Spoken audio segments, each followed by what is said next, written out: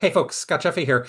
I want to talk a little bit today about synchronous learning within online programs. I was on a call recently with an old friend of mine who said that she was talking with a colleague of her own who indicated that they are planning to launch a fully online program in a high demand topic, master's degree, and the plan is to offer it in fully synchronous modality. And she was surprised. And when she asked the colleague there why, she had all kinds of reasons, but not least of which was that my research, RNL's research from the 2024 Online Student Recruitment Report, indicated that there was now demand for fully synchronous online learning. Well, that's not what we learned. The chart that we have here, it demonstrates probably where she got that data. On the left, what we did find was that acceptance of or preference for synchronous sessions with online programs has dramatically increased. Where it used to be, if we asked a question literally that meant synchronous versus asynchronous, we used to see 75% asynchronous, 25 synchronous, if we were lucky.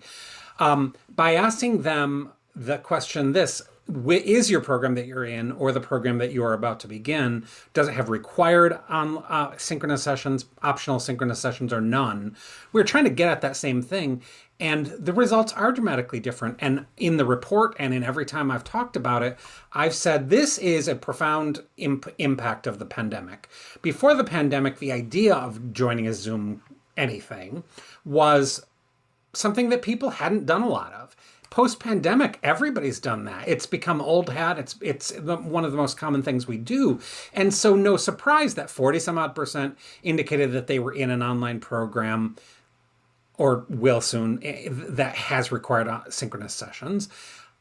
Just as many, if not a few more, are in a program where they have optional synchronous sessions, and only 12% are in programs that are fully asynchronous. Some of this is about demand. There's a little bit of it that is the student didn't quite understand the question, although not much of that.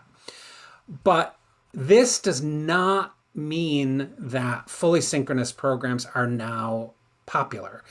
The follow-up question is really important. We asked those students, how many sessions would you want in each online course? Fully half and slightly more indicate that that's 1 or 2 sessions during a course. The balance want 3 or 4. Only 20% want 4.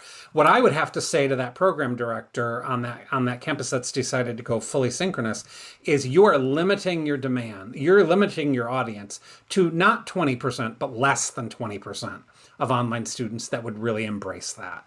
That is troublesome if that program, and it is in a high demand field, was meant to be an enrollment growth driver. So these data are not an endorsement for fully synchronous. They are an endorsement of some synchronous, particularly if it's in service to cracking the engagement dilemma that is always the greatest concern of online students, and also a big issue of importance to institutions.